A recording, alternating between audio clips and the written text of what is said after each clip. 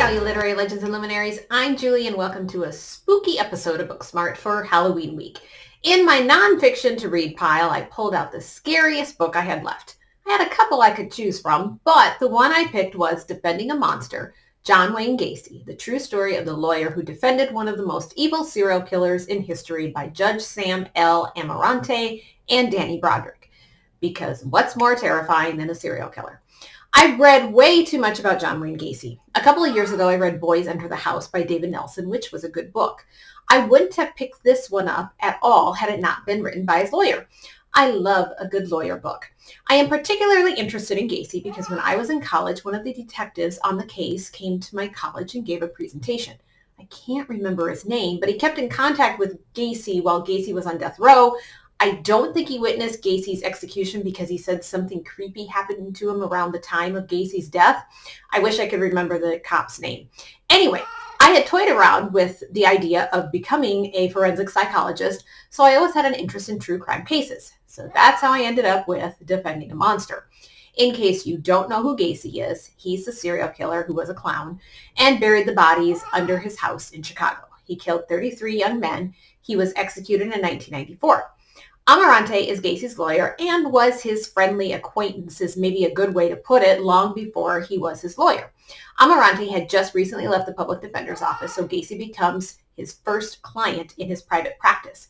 Gacy calls him up one day and asks Amirante to do him a favor. Gacy is being followed and harassed by cops and seeks out Amirante's help. Thus begins his biggest and most notorious case of his life.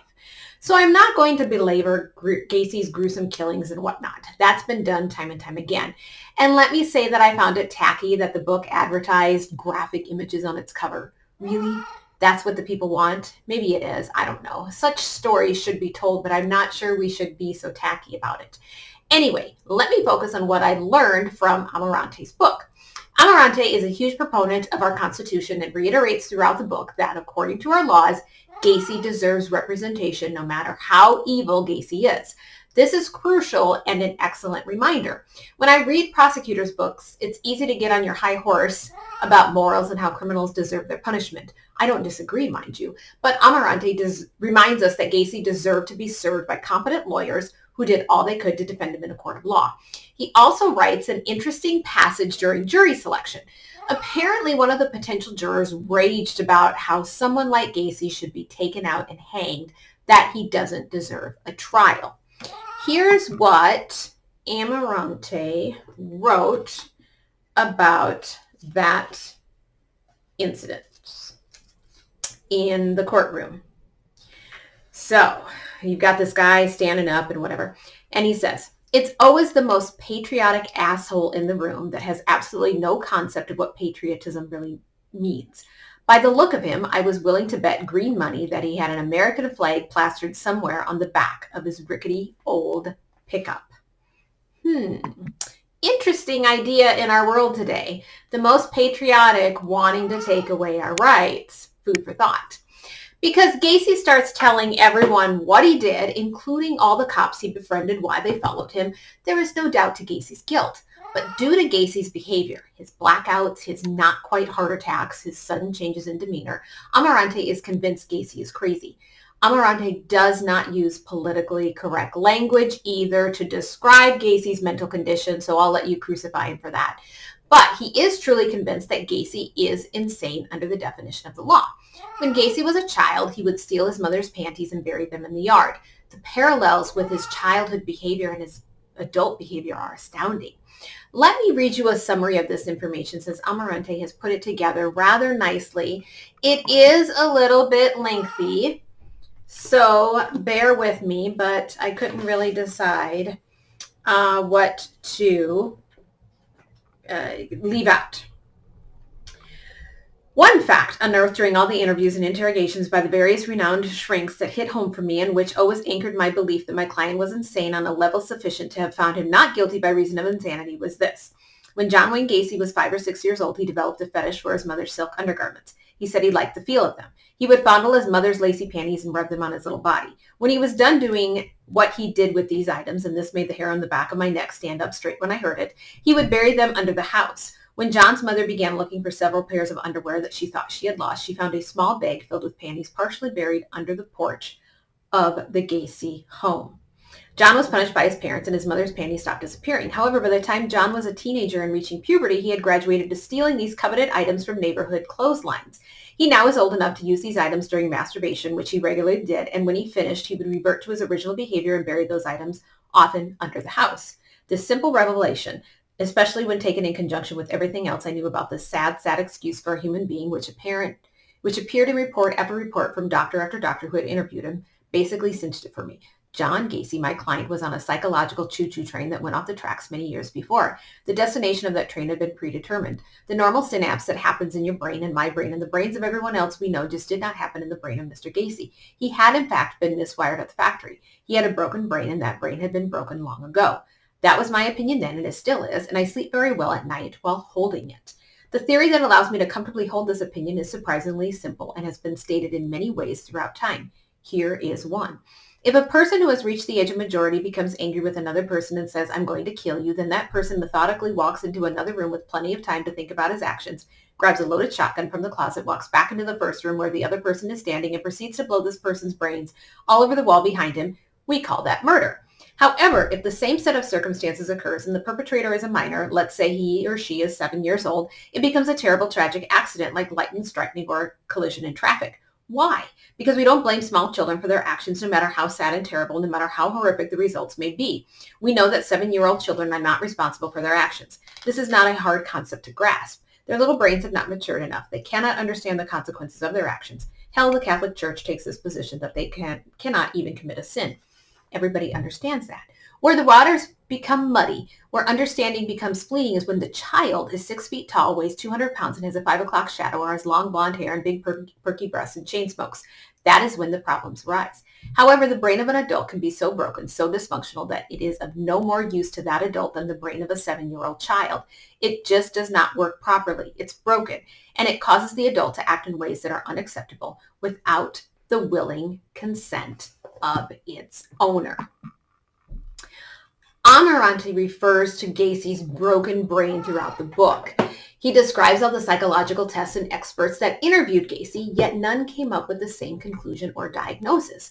What surprises me is that multiple personality disorder is never mentioned, only except that the prosecution expected Gacy to play that card, but he never did. In the late 1970s, early 1980s, multiple personality disorder was all the rage, even though it was an incredibly rare condition, yet everyone was getting a multiple personality diagnosis. Yet the blackouts and the changes in Gacy's behavior, maybe he was. The only diagnosis that is even mentioned is borderline personality disorder. Amirante doesn't spend much time on the psychobabble, which is fine since this book is not meant to be a comprehensive study of Gacy. Amirante's closing arguments list all the way Gacy isn't sane, like inviting the police into his home while there's a dead body in the attic and dozens buried below. I can't help but think of Edgar Allan Poe's A Telltale Heart. There are just so many creepy parallels. An arrogant murderer who's chummy with the police and then just confesses. It's chilling when you think about it.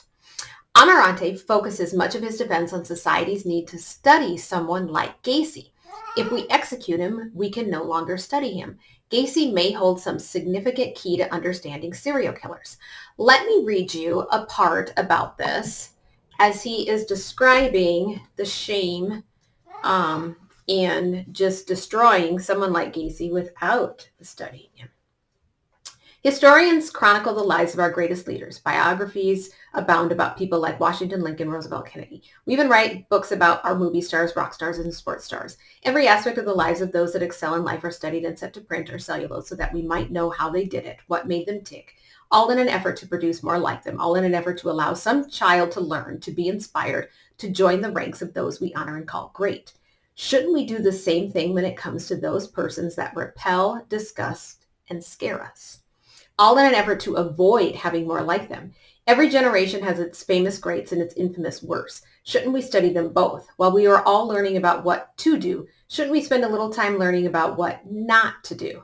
Who the hell knows? Not me. I never smoked pot in college. I agree with this point, but sometimes this flippant writing is annoying, like that last comment. It's too conversational and it pulls you out of the story and it's just irritating.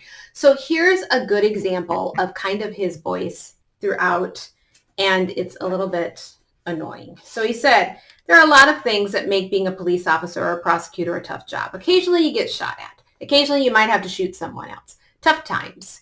Tough things, those no doubt. But how tough would it be to absolutely know in your soul that some prick is a danger to others, a danger to kids, is probably out there murdering people and not be able to prove it? Not an enviable position to be in, huh?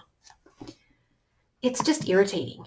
Because he does this throughout. And I know lawyers are trained speakers more so than writers, although they write a lot as they plan their case, especially their opening and closing remarks. But I wish Amirante would have written without all the speaking, if you get my drift. When he does this during significant parts, serious parts like Gacy's mental state, it diminishes the point, which is the last thing a writer wants to do. I don't mind that he's not politically correct, although there is a witness he uses as an example to point out to the jury that all is not what you see on the surface. That would probably infuriate many, many people today. It wasn't even his witness, but one the prosecution called. I'm going to let you read about that yourself, as it's too much of a hot button issue now that I don't feel like I can comment on it without backlash from either side. The book was published in 2012, so it is a bit old and outdated by today's standards. My biggest issue with the book is the beginning, when Amirante tries out his narrative skills and writes the story of Robert Piest. Piest was Gacy's last victim, the victim who finally led the police to Gacy. I take issue with this part of the book because Amirante writes from Piest's point of view and tells us what he was thinking on that tragic day on December 11th, 1978. He's dead. You can't do that. Casey Sherman's Helltown did this, but the whole book was written in that manner, so it was fine to do so. A lawyer writing a book about his experiences with Gacy cannot make such a narrative choice. It just bothered me. Defending a Monster is a must-read if you study John Wayne Gacy. If you are interested in learning more about Gacy and know little about him, Defending a Monster is probably not the book you want to start with. You will not get the gruesome play-by-play of Gacy's crimes. Rather, you're going to read about the logistics of questionable search warrants and jury selection. If you're hoping to learn about Gacy's execution, you won't find that much in Defending a Monster either, because Gacy fired both his lawyers after his trial. Amirante's book is very specific to his experiences as Gacy's lawyer, so read it knowing that beforehand. I'm going to end with one of the most chilling parts of the book, which Amirante leaves until the end. If you know a lot about Gacy, you know that he was charged with sodomy in Iowa and was sent to an Iowa prison for 10 years. But he served only 18 months because he was such a model prisoner. Let me read what Amirante writes about that. And as a reminder, Robert Piest, Gacy's last victim, died on December 11th, 1978. So keep that in mind. Are you good with dates? There is one date in this book that kind of jumps off the page. December 11th, 1978. Do you remember what happened on that date? John Wayne Gacy brutally murdered Rob Piest, his last victim, on that date. What was supposed to happen on that very same date in that very same year? John Wayne Gacy was supposed to be released from the Iowa Men's Reformatory in Anamosa. John Wayne Gacy was sentenced to 10 years in prison by the state of Iowa pursuant to an order signed by Judge Peter Van Meter on December 11th, 1968. If he had served his full term, if he had stayed in that prison for his full sentence, Mr. Gacy's release date would have been December 11th, 1978. Maybe we should stop putting pot smokers, prostitutes, and petty thieves in prison and leave some room for the John Wayne Gacys of the world. Enough said. If that wouldn't have happened, if he would have served that sentence, all 33 men would still be alive.